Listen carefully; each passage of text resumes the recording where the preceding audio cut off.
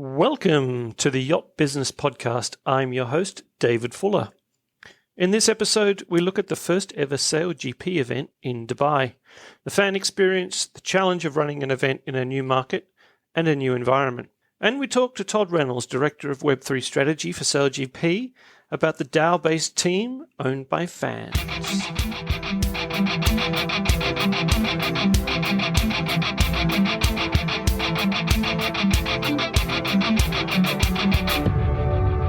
SailGP is an ambitious project, the latest attempt to create a global professional sailing league with a consistent calendar that attracts sailors, partners, and fans alike. As the name suggests, SailGP is modelled on Formula One, perhaps even trying to compete with the motorsport series for fans and sponsors. To make things more challenging, SailGP is powered by nature, not just the foiling catamarans, but the race village too, utilising solar farms and biodiesel. The umpires sit in a studio in London to save on flights, and teams with more marketing personnel are penalised in the Impact League, where points are awarded against sustainability criteria. But that's not all. SailGP also has an Inspire program, a women's pathway program, and an eSailGP too.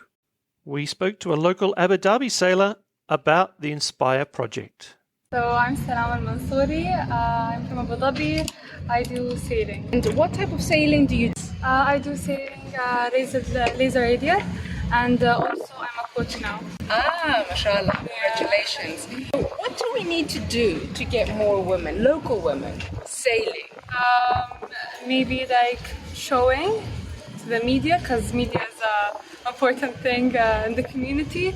Showing more female athletes sailing, going around the world, giving like inspirations, talks, and yeah. Excellent. What about your friends? Yeah. Can we encourage your friends to start sailing? Of course we can. Like my friends are like when they see me doing sailing, they feel like they're inspired. They feel like, oh, we'd like to do this. You're doing something amazing. You're doing something like that isn't much around here, like sailing. It's not a well-known sport really in the UAE, but it just gives them an inspiration that they can enjoy doing it as a female hijabi woman. So in terms of the sailing aspect, what do you think you've learned as a person since you started sailing? I've learned to ignore the negative comments and motivate myself to always continue doing what I like to do and reaching to my goals and not let anything stop me. So specifically, is there anything you've learned this week while you've been here at the SailGP event? So I've learned, seeing the female athletes here, that I can reach to this place easily. I can, by training, exercising, and putting the effort, one day I can be there. It's worth noting that the daytime temperature in Dubai in November is in the low to mid 30s centigrade, which is about 90 degrees Fahrenheit. This had no small impact on the event, not only for the sailors but also the fans, especially on day one of racing when there was very little wind and very little shade. So what was the SailGP Dubai fan experience like? Well, Dubai is a tough market for live events. Residents are spoilt for choice when it comes to entertainment options, and sailing, which is a niche in almost every country, is even more so in the Emirate. It's rare to see a mast at the annual Dubai Boat Show amongst the super yachts, and the large traditional DAO racing scene is confined to locals. While the sailors at the Dubai Offshore Sailing Club knew of the event, some of the residents we talked to said they were not aware that SailGP was even happening. On the other hand, given the central location of DXB, the huge international airport serviced by Emirates and other carriers, some European guests said that it was easier for them to visit Dubai to see the SailGP than it was Saint-Tropez. Like Formula One, the fan experience differs greatly depending on what kind of fan you are and how much you are willing to pay for the experience. Just like a stadium event, there is nowhere to view the racing without a ticket. The course was designed to give spectators on shore a real close-up view of the racing. The bottom turning marks were almost within touching distance of the crowds. Crews also commented on being able to hear the crowd, as well as the added challenge of manoeuvring in a confined space of the port. Here's what Team GB skipper Ben Ainsley said about the course. I think it's a great venue, I really do. It's tight, but with the breakwater, guaranteed flat water, which is fantastic for these foiling boats. And normally in Dubai, you don't get so much breeze. I think if you were sailing around here at 30, 40 kilometers an hour wind speed, it would be pretty full on. It would be a really tight course. But in these light to medium breezes, it's a good course. Most sailing fans who are a sailor viewed the action on the water from boats. The number of sailboats anchored along the side of the racetrack was about the same as the keelboat race day fleet at Dosk. There was only one super yacht anchored beside the course, a lot fewer than other events, and perhaps due to space constraints. The general entry ticket in Dubai was standing room only, in the sun, with no shaded areas. In 32-degree heat, that's a tough ask of a fan, even if they've only played 15 dirhams or about $5. The Platinum ticket was probably the best experience, a large air-conditioned marquee, catering and covered seating for 300 dirhams or about $80. That's the same price per person as a Dubai brunch, just the kind of crowd that SailGP would be looking to attract. And then there's the Addrenalin Lounge, think F1 Paddock Club, only partners and super VIPs. Apparently, even if you're a Wimbledon champion, you can't get in here, and that's on purpose. Sign on the dotted line to be a sponsor, and you can breathe this rarefied air, although it is hot. We understand the organisers chose Dubai to test out a new non-air-conditioned format for the Addrenalin Lounge. But at least the teams were prepared for the heat, right? The organisers weren't the only ones who weren't quite ready for the weather, but some teams did better than others. Australian skipper Tom Slingsby underestimated the heat. Have you done anything differently to prepare for the heat this weekend? I haven't done anything differently to prepare for the heat. Probably should have. I felt like I was overheating, especially when I was getting angry out there. But yeah, we do have like all cold towels and ice in our drinks and things like that. So little things, but it's really hard to adapt to it. When the wind died down, it gets really hot. You've got less wind on you, and it's really easy to overheat. Tough for the grinders, I guess, as well. Yeah, the grinders, it's hard work for them. Yeah, just grinding in that much heat with such little wind, they're just overheating the entire time. Team USA's Jimmy Spittle had some help from his sponsors, Red Bull. How many have those of you had today? I took it easy today, just 6. Have you changed your preparation to prepare for the heat in any way? Yeah, definitely. Obviously, really watching the hydration, that's key. I mean, yeah, it's a little bit of a balance on how much you're doing before the race, especially in the lighter conditions. But we also have the beauty where we can swap our team around. We've got a very, very solid team. So for our power guys in the front, we're constantly rotating those guys to try and get a bit of recovery. That's good. Yeah, I was going to say it's easier driving than grinding today. Oh yeah, any day at least. One way you might be able to get yourself into the Addrenalin Lounge is by owning a piece of the new Bermuda and Caribbean team via a DAO on Near. We spoke to Tod Reynolds, Director of Strategy for Web3 for SailGP, about the concept. Tod Reynolds, I'm the Director of Web3 Strategy for SailGP. And what does Web3 mean? Yeah, so I'm focused on how do we bring Web3 into SailGP with Near, which is a SailGP global partner. Web3 is really the next evolution of the internet, which is focused on how do we build distributed networks and have less centralized control. Okay, so is it more technologically led from your point of view, or is it more ideologically led? I guess it's a bit of both. It is just like we don't talk about HTTPS in the internet. Web3 is a term that gets thrown around quite a bit. But really what we're focused on is how do you have more people involved? And how do you, with a fan-owned team, how do you use Web3 to facilitate that? Okay, fantastic. So SailGP has announced a DAO, which is basically a fan-owned team using Near and Web3. Tell us more about that concept. Yeah, that's exactly it. So it's a fan-owned team, similar to the Green Bay Packers in the NFL. It's facilitated by a DAO. So to manage that global tens of thousands of members of the DAO will be done using Web3, and it's built on Near. So the DAO will be tens of thousands of people, or hundreds of people? The DAO will be tens of thousands of members. That breaks down into two different classes of ownership. One will be the equity owners of the team. Under U.S. securities law, that's limited to 2,000 people. And then there's another class of token that will still have voting rights in the say of the DAO and the governance of the DAO and get membership benefits. And that will be open to anybody. And the hope is to have tens of thousands of members involved in that.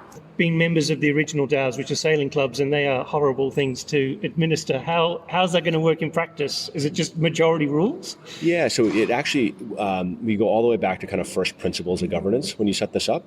And so us as SailGP, the league, our job is to write the rules and enforce those rules.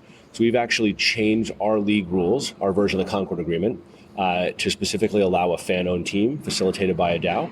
Under those rules, it lays out a couple other things. One is it has to be regulatory compliant, and two is it has to have a constitution. That constitution has to lay out how the voting works, how the team will actually operate, how you actually amend the constitution, and then the way that constitution gets implemented is actually, and I'm an American here, but you have an executive branch of the government, right? The president in the U.S. That'll be a team operator. That will be actually responsible for the day-to-day delivery of a high-performance sport organization, right? As you know, in a yacht club, if you had 10,000 people picking who was going to be the skipper on the boat, it wouldn't work.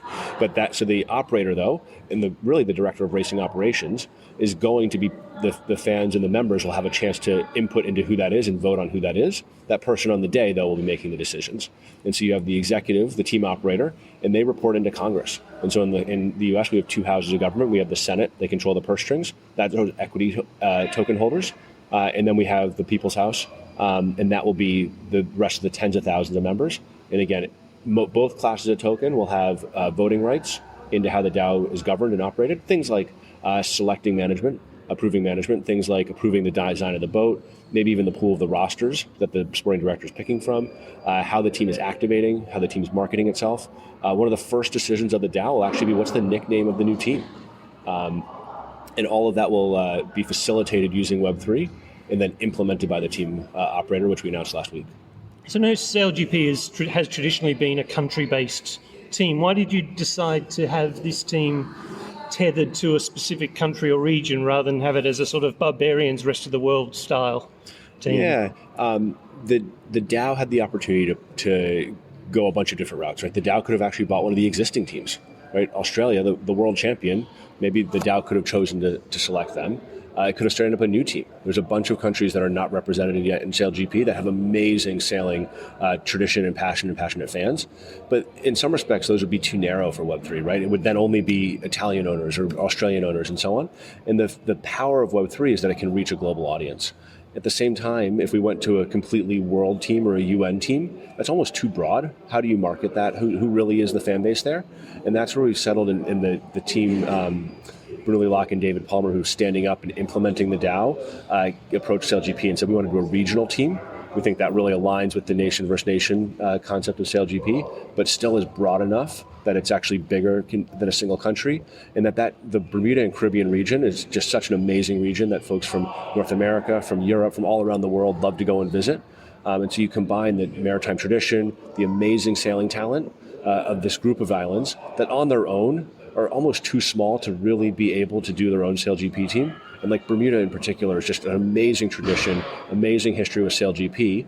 And this is going to allow Bermuda to play a role in a SailGP team that hopefully reaches well beyond the shores of the islands themselves. And will the same nationality rules apply? Exactly, the same nationality rules. There's developing versus developed nations. This will be a developing nation, but the athletes themselves will have to be from that region. So the countries of the Caribbean and Bermuda will be where the sailors are pulled from.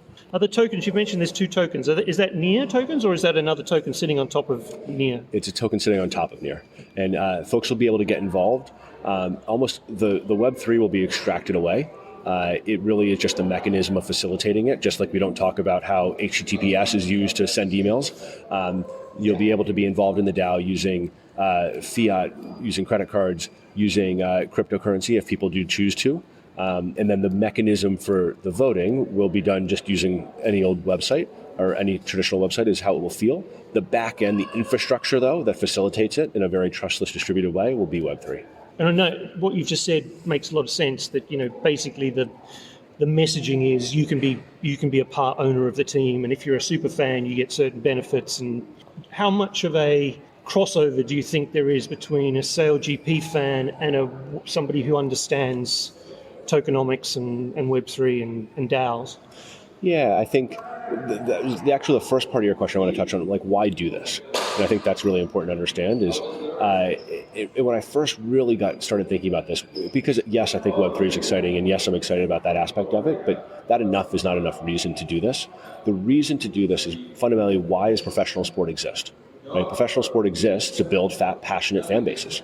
And the way that teams now engage with those fan bases to really reward the most engaged fans, they're building loyalty programs. A DAO team, a fan-owned team, is the ultimate implementation of a loyalty program.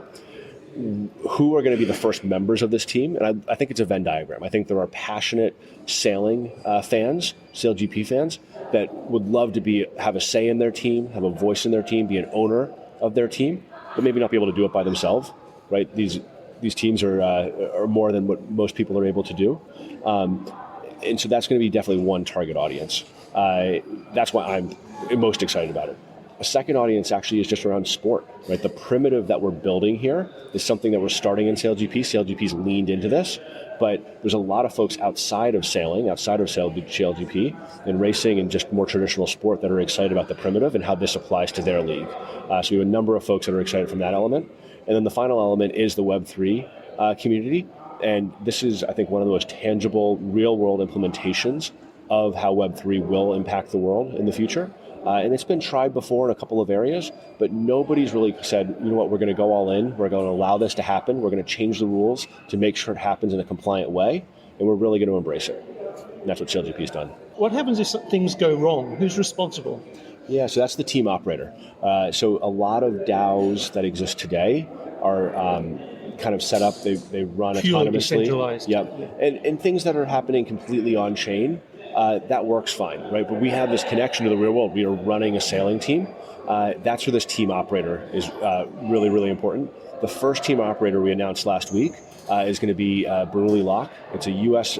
company founded by David Palmer. And David Palmer has a long history in building global membership organizations around experiences. And when you think about what does a membership in a sports team mean, it really is all about experiences. And so we could not think of a better founding member of the DAO. His organization initially is responsible for compliance, executing on the team itself, and then they're going to have to be approved and voted on, and maybe another team operator is going to come in the future. That's going to be up to the DAO to decide. Right. Okay. And it also has to meet the financial requirements of SailGP as well, right? Exactly. It's interesting to note that the team will be focused on a region and not a barbarians-style rest of the world team. The Australian team has 27,000 followers on Instagram. The British team, 30,000. Getting tens of thousands of fans to put their hands in their crypto wallets to support a Caribbean team could be quite a big challenge, especially after what just happened to Bahamas-based crypto exchange FTX. Meanwhile, the next SailGP race will be in Singapore in mid-January 2023. It's another new venue with tricky logistics and temperatures similar to those experienced in Dubai. Thanks to the SailGP team, including Saskia Clark, for her insightful base tour. We will watch the DAO and other developments with interest. Don't forget to subscribe so you get the episodes as soon as they go live. In the coming months, some of the content will also be restricted to Patreon members, so if you get value from the podcast, consider becoming a supporter of the show through that platform. It's only a few dollars a month. I'll see you next time.